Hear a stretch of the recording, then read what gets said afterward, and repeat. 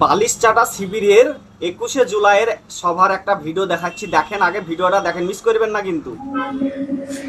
আরেকবার বলুন। নন্দকুমার আচ্ছা, আর নব তৃণমূলে এসেছেন এবছর, আগের বছর কোথায় গেছে? দিদি গেছে প্রতি বছর আর এটা তো দিদির সভা হচ্ছে না।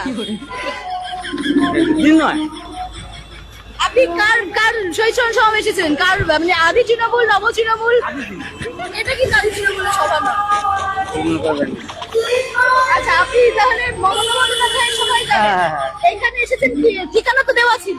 আমি জানি অলরেডি, আমি সামনে গাড়ি কাজে খাই, বাসে কাজ করি, আমার গাড়ি যাবো। আসলে ইনি যেতে চেয়েছিল দিদির ফুলে, কিন্তু ভুলে চলে গেল নব তৃণমূলে।